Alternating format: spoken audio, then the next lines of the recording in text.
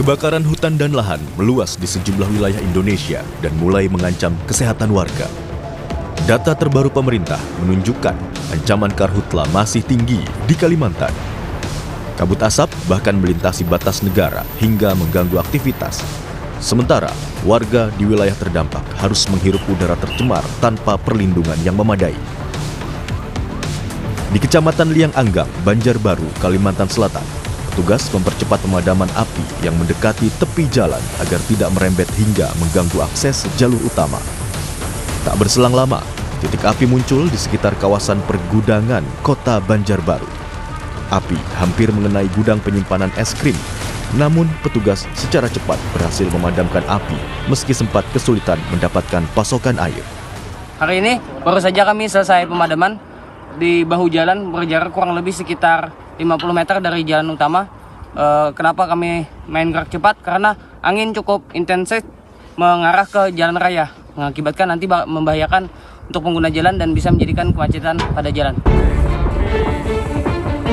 Di Kabupaten Berau, Kalimantan Timur, ada 12 kecamatan yang terdampak kebakaran hutan dan lahan. Yang paling banyak terjadi di wilayah Teluk Bayur dengan 26 kasus menyebabkan api semakin mendekat ke permukiman warga. Pemadaman semakin sulit dilakukan karena titik karhutla sulit dijangkau dan cuaca terik serta angin kencang mempercepat penyebaran kebakaran. Mempercepat penanganan kebakaran hutan dan lahan di Kalimantan dan Sumatera, Satgas Udara melakukan pemadaman dari udara menggunakan waterbombing. BNPB memetakan 6 prioritas provinsi penanganan kebakaran hutan dan lahan, di antaranya di Kalimantan Barat, Kalimantan Tengah, Kalimantan Selatan, dan Riau. Akibat kebakaran hutan dan lahan, kasus ISPA di sejumlah puskesmas Banjarmasin meningkat dalam beberapa hari terakhir. Peningkatan diduga dipicu kabut asap akibat karhutla yang masuk ke wilayah Banjarmasin. Di Puskesmas Cempaka, kasus ISPA meningkat hampir 2 kali lipat, dari 266 kasus pada Juni menjadi 426 kasus pada Juli. Peningkatan kasus juga terjadi di Puskesmas Karangmekar, Banjarmasin Timur, yang turut terdampak kabut asap yang terbawa angin dari wilayah sekitar. Sementara, kasus pneumonia di sejumlah puskesmas Banjarmasin juga meningkat. Tercatat 26 kasus pada 20 hingga 21 Agustus 2026. Warga diimbau menggunakan masker dan mengurangi aktivitas di luar ruangan saat kondisi kabut asap pekat. ISPA di Puskesmas Karangmekar berbagai macam cara dilakukan berupa penyuluhan, yaitu kepada masyarakat agar menggunakan masker. Untuk kasus di Puskesmas wilayah Karangmekar dalam kabut ini ya lumayan ada. Mensesnek Prasetyo Hadi bilang penyelidikan tengah dilakukan terhadap 4 korporasi di Kalimantan Barat yang diduga terlibat pembakaran hutan dan lahan. Penegakan hukum menjadi salah satu catatan Presiden dalam rapat koordinasi karhutla di Kalimantan. Pelaku pembakaran lahan, baik individu maupun korporasi, mesti ditindak. Istana pastikan pemerintah tak segan mencabut izin usaha korporasi yang terbukti menjadi pelaku pembakaran. Bila mana ditemukan ada tindak-tindak pidana yang memang itu melanggar dan menyebabkan terjadinya kebakaran, itu harus ditindak baik perorangan maupun korporasi-korporasi maupun individu-individu atau siapapun yang memberikan arahan atau perintah untuk melakukan pembakaran atau melakukan pembukaan lahan dengan cara membakar. Itu menjadi. Sementara ini ada Pak dari korporasi sudah? Ya. Dari korporasi. Yang tadi dilaporkan ada 4 korporasi yang sedang dalam proses penyelidikan. Ya. Hingga kini, upaya pemadaman dan penanganan kebakaran hutan dan lahan di sejumlah wilayah terus dilakukan. Di antaranya dengan mengerahkan helikopter waterbombing serta penyekatan lahan agar kebakaran tidak semakin meluas. Personel gabungan dari Manggala Agni, BPBD, TNI, Polri, serta warga juga bahu-membahu berupaya menangani kebakaran hutan dan lahan. Tim Liputan, Kompas TV.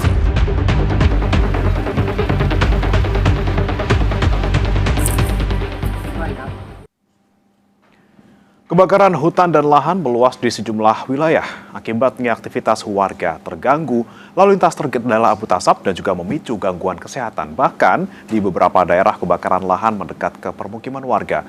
Lalu bagaimana penanganan yang tepat dan juga aman, serta bagaimana DPR mendorong pemerintah untuk memaksimalkan penanganan karhutla.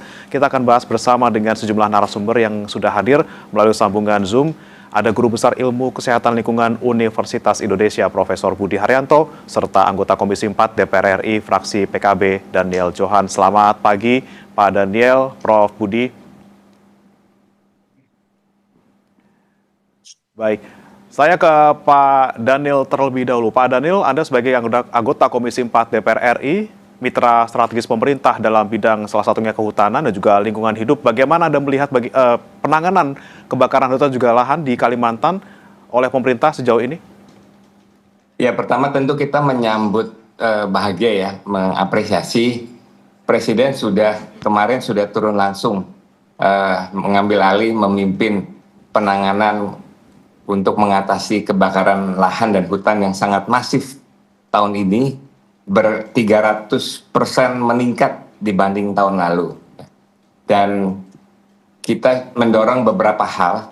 Yang pertama adalah memastikan adanya pencairan anggaran yang memang kita dorong agar dialokasikan untuk menempatkan posisi darurat kebakaran lahan sebesar 290 miliar ya dari Kementerian Keuangan.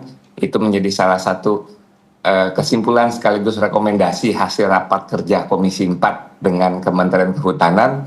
Yang kedua tentu segera dilakukan tindakan cepat kilat yang bersifat darurat, baik yang waterbombing,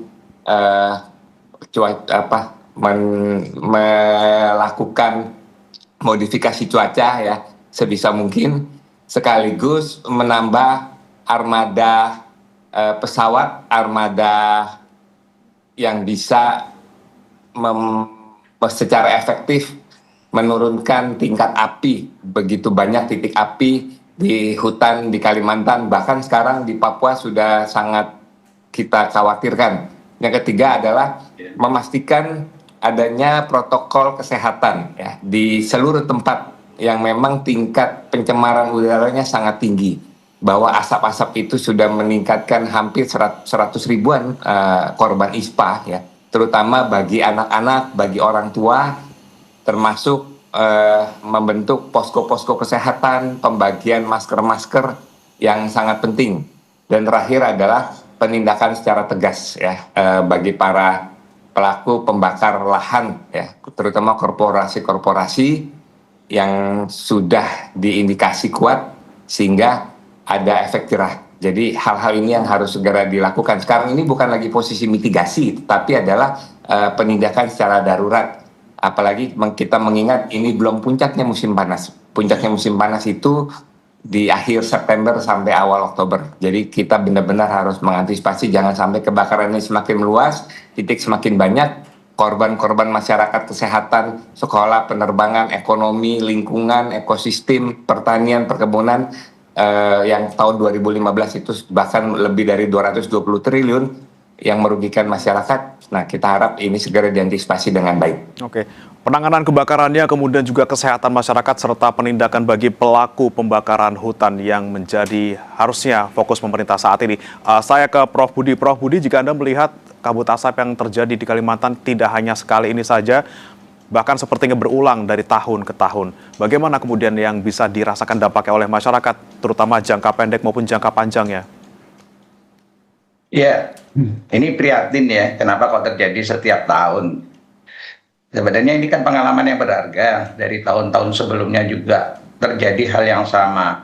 Mereka-mereka yang kita jangan hanya melihat angka penyakit ISPA bertambah, angka penyakit pneumonia bertambah, asma dan sebagainya bertambah ya. Namun yang kita harus membacanya bahwa itu penderitaan bagi masyarakat semua.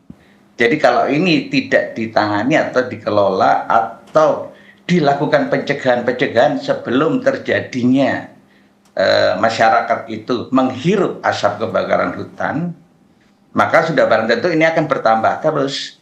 Kita sudah menderita sejak lama, sekarang menderita lagi, dan kalau penanganannya hanya parsial pada saat kebakaran ditangani, ya, nah akan terus berlangsung karena nunggu kebakaran lagi.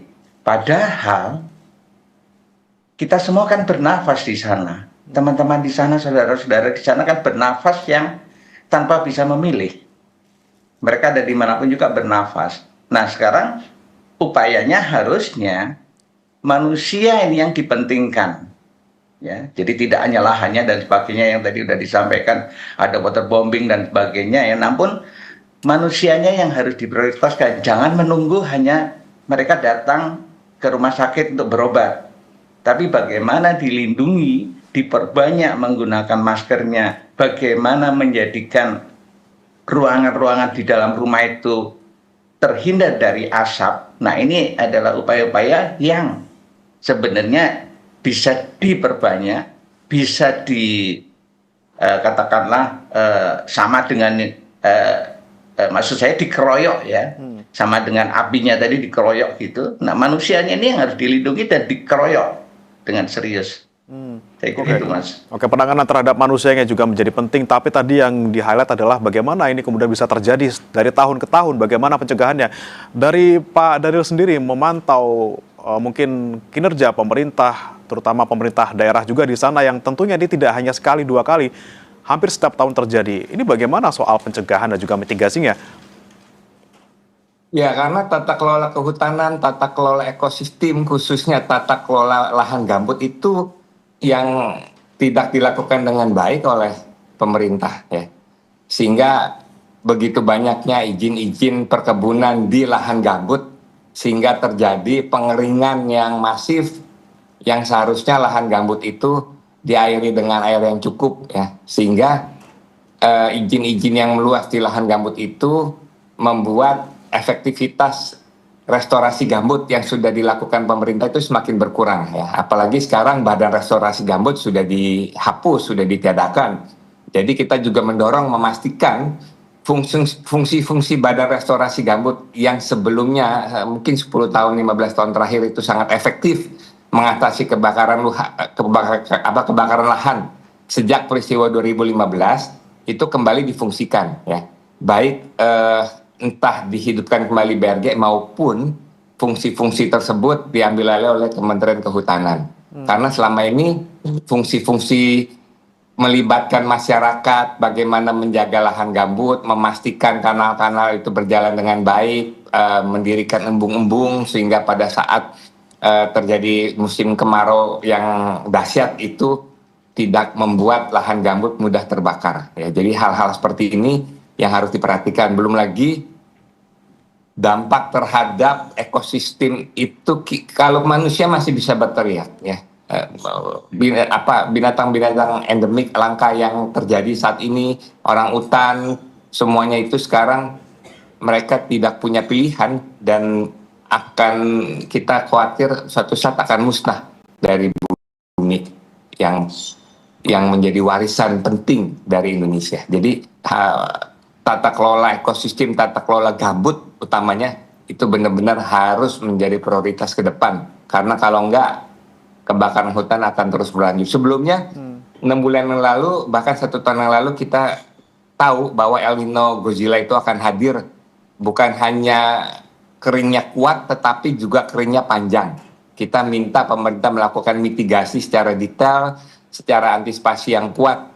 Ada istilah saya, jangan sampai langit menghitam, ya.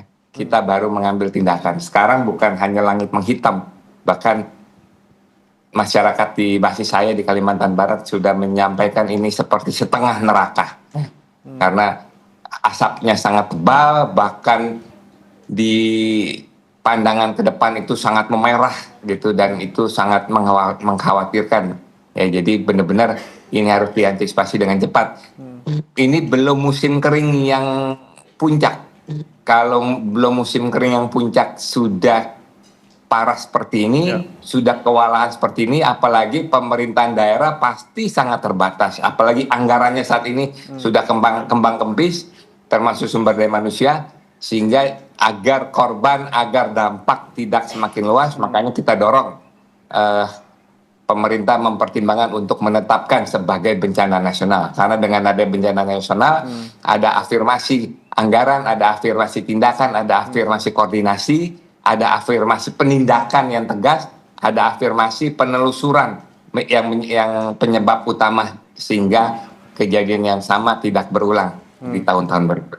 Oke, baik. Yang tadi kita soroti, selain manusia juga ada satwa, kemudian juga makhluk hidup yang ada di hutan. Ini juga harus diperhatikan dampaknya. Tapi Prof Budi, jika kita bicara soal dampak ke manusia, bagaimana kemudian jika setiap hari warga harus menghirup udara yang tidak bersih, apalagi mungkin tidak terlihat, masih ada racun-racun dan juga mungkin zat-zat yang di udara, ini masih mereka hirup setiap hari. Ini bagaimana dampaknya terhadap kesehatan mereka, Prof, sebenarnya?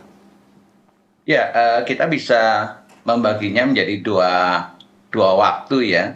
Kalau pada saat kejadian ini, maka dampak-dampak jangka pendek itu terjadi ya. Jadi seperti kalau asap seperti ini ya, yang sedemikian tebalnya, itu ukuran daripada asap itu berbeda-beda dari yang besar sampai yang kecil. Kalau yang besar-besar yang tidak masuk ke saluran nafas, maka dia akan kontak dengan mata ya, iritasi mata, terus kemudian kulit ya, kulit bisa gatal, bahkan bisa terbakar gitu. Nah, sementara yang bisa masuk ke hidung yang ukurannya lebih kecil, maka dia akan dengan mudah menyebabkan gangguan-gangguan penyakit saluran nafas bagian atas ya. Nah, itu bisa batuk, pilek, bahkan kemudian pneumonia ya kalau terjadi infeksi gitu. Nah, yang lebih kecil lagi itu bisa masuk ke dalam jantung, masuk ke paru-paru, lewat paru-paru, bisa masuk ke jalan jantung dan kemudian bisa ke otak ya, ke organ-organ penting lain, bahkan ke sistem reproduksi ya. Nah, jadi itu adalah efek jangka panjang. Jadi jangka pendek adalah di saluran nafas bagian atas, penyakit-penyakitnya yang langsung terlihat, batuk, pilek dan sebagainya. Tapi jangan lupa bahwa yang partikel-partikel yang kecil itu juga masuk ke dalam tubuh dan ini efeknya jangka panjang nanti. Nah, menggarisbawahi artinya penyakit-penyakit kronis dan sebagainya. Nah, kita tahu bahwa berbagai riset di internasional dan kami juga mencoba di Indonesia juga, itu menemukan bahwa 60% dari seluruh penyakit itu terkait dengan polusi udara. 60% ya. Karena apa? Lewat saluran nafas dan kemudian lewat paru-paru, semuanya tidak terlihat, yang jangka panjang tidak terlihat. Dan ini juga menyebabkan kematian. Menggarisbawahi tadi dari apa yang disampaikan Pak Daniel bahwa orang hutan ini dikhawatirkan akan musnah ya. Nah, orang hutan ada di sana, manusia kan juga ada di sana.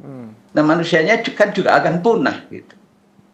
Nah, jadi apalagi riset yang tahun 2019 ya, kebakaran tahun 2019 itu Harvard University Amerika itu menemukan sekitar 100.000 orang itu meninggal terkait dengan kebakaran hutan tahun 2015. Nah, artinya beberapa tahun kemudian yang meninggal terkait dengan kebakaran hutan, terkait dengan menghirup asap kebakaran hutan yang tidak hanya debu tapi juga berbagai racun yang menyatu di udara dan kemudian terhirup oleh manusia, itu terjadi gitu.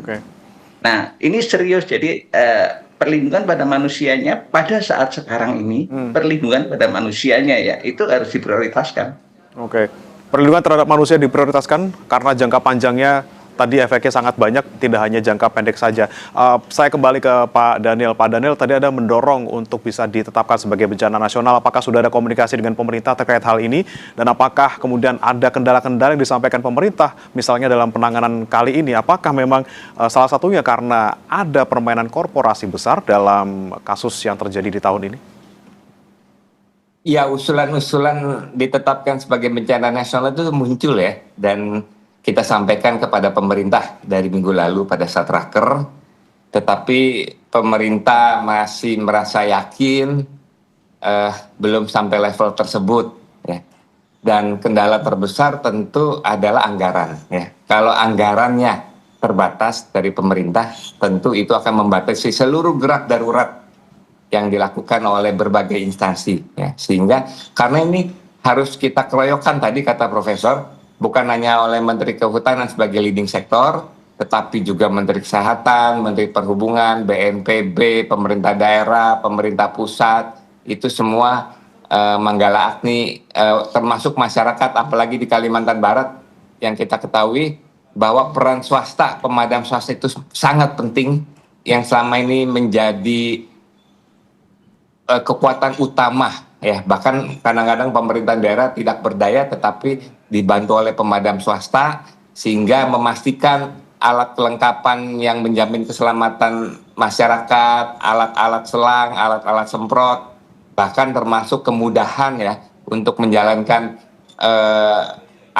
mobil pemadam mereka. Kadang-kadang mereka terkendala harus mengantri solar. Jadi sekarang ini masyarakat mengalami kesulitan bertubi-tubi. Udah ngantri solar, udah napas susah, kadang-kadang malam mati lampu. Nah, itu semua harus segera diatasi. Ya, dan nggak tahu nih, Profesor lebih paham. Di dapil saya di Kalimantan Barat, istilah PM 2,5 itu sudah sangat mengkhawatirkan. Tingkat polusi yang membahayakan masyarakat sudah sangat mengkhawatirkan, pada tingkat yang sangat berbahaya, karena tingkat aki 1 istilahnya. Di Pontianak misalkan sudah mencapai 491, hampir 500. Itu sudah sangat membahayakan, ya. Dan kalau itu dihirup begitu banyak manusia, terutama anak-anak dan orang tua, nanti rumah sakit kewalahan. Sehingga antisipasi untuk tenda-tenda darurat pun itu harus segera dilakukan oleh pemerintah. Oke, baik. Kemudian Pak Daniel, tadi yang soal siapa yang menyebabkan kebakaran ini, tidak hanya perorangan, mungkin ada juga korporasi besar yang di sana. Sudah disebut juga oleh Mensesnek tadi bahwa ada beberapa korporasi besar yang terindikasi menjadi penyebab dari kebakaran hutan ini. Bagaimana Anda mendorong pemerintah untuk bisa menindak tegas para pelaku pembakaran ini, dan juga sanksi apa yang seharusnya dikenakan? Ya, sangat jelas kok dari peta titik-titik api itu, indikasinya bahkan 70% adalah di daerah konsesi. Ya. Dan sebenarnya gampang sekali ditelusuri. Bukan hanya oleh pemerintah yang memang mempunyai alat dan kewenangan yang cukup, bahkan masyarakat umum pun bisa menelusuri dari peta yang ada. Ya. Sehingga yang diperlukan adalah ketegasan dari pemerintah. Ya, sehingga masyarakat merasa yakin, merasa terlindungi, merasa ada keadilan, ya, keadilan lingkungan yang menjadi haknya warga. Sehingga seluruh pelaku pembakaran yang di daerah konsesi itu harus segera dilakukan tindakan tegas. Itu nomor 1. Yang kedua adalah jangan sampai masyarakat merasakan ini seperti negara ada dan tidak ada. Ya, karena bahkan yang sudah inkrah, ya, tindakan hukum yang sudah dilakukan oleh pemerintah dan pemerintah menang, ya, sudah inkrah, tetapi tidak bisa dieksekusi. Ya. Hukuman yang diberlakukan kepada pelaku pelanggaran hukum itu tidak bisa dieksekusi. Dan sehingga ada 2 tantangan: melakukan tindakan secara tegas. Yang kedua adalah buktikan di hadapan masyarakat bahwa keputusan pengadilan yang inkrah itu bisa segera dieksekusi, sehingga hasil eksekusi itu bisa menjadi kekuatan untuk pemulihan kembali maupun pencegahan yang paling utama yang dilakukan saat ini. Oke, tidak hanya penindakan ya, tapi juga tadi eksekusinya harus dikawal terus biar hukuman ataupun sanksi langsung dirasakan oleh para pelaku pembakaran hutan ini. Saya kembali ke Prof. Budi. Prof. Budi, jika saat ini mungkin masyarakat mengalami setiap hari mereka harus bernapas dengan udara yang tidak sehat, apa yang bisa mereka lakukan sebenarnya secara mandiri di rumah untuk menjaga kesehatan? Apalagi misalnya mereka punya kelompok rentan di dalam rumah, misalnya balita atau lansia atau mereka yang punya penyakit bawaan. Apa yang harus mereka lakukan, Prof? Ya, yang pertama sudah barang tentu harus menghindar dari sumber pencemarnya, sumber yang menyebabkan udara buruk, ya.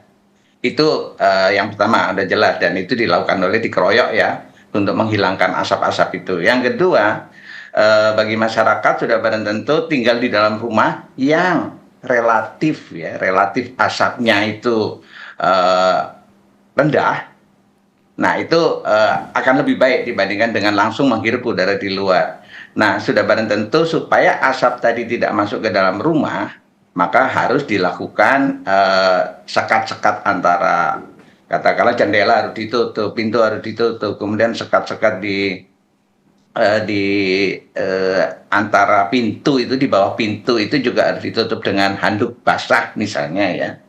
Nah, hal-hal ini akan mengurangi masuknya asap di dalam rumah, sehingga relatif mereka-mereka yang ada dalam rumah akan lebih atau menghirup udara yang lebih bersih dibandingkan dengan di luar. Lalu kemudian kalau memang harus keluar, menggunakan masker. Ya, masker yang proper ya, masker yang sesuai. Jadi yang sekarang ini standarnya adalah untuk kesehatan itu yang N95 itu ya, itu standar dari internasional.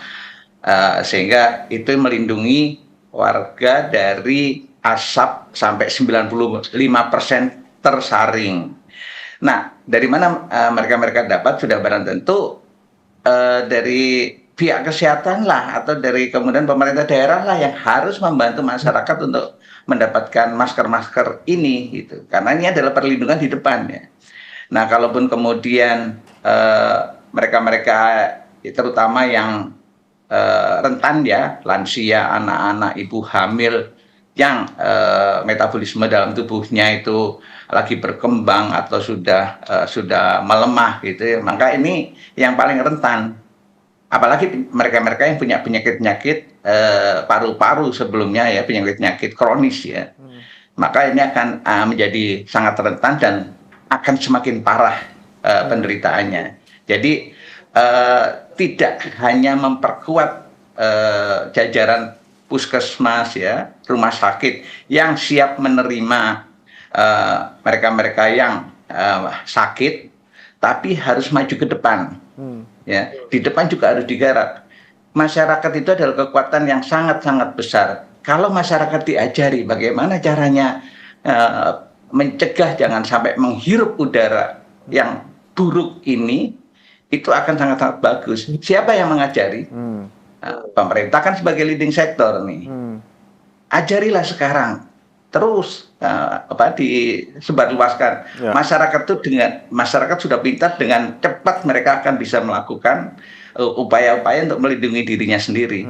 Oke, tidak hanya mereka menerima siapa yang sakit karena asap, tapi juga pencegahannya melalui edukasi yang dilakukan ke masyarakat juga seperti itu. Nah, Prof. Budi, selain masyarakat juga, ini kan yang paling terdampak juga adalah mereka yang ada di garda depan pemadaman, petugas yang setiap hari harus berjibaku dengan asap dan juga api. Apa yang bisa Anda berikan saran untuk pihak terkait misalnya untuk juga menjaga kesehatan para petugas yang sedang berjuang memadamkan api?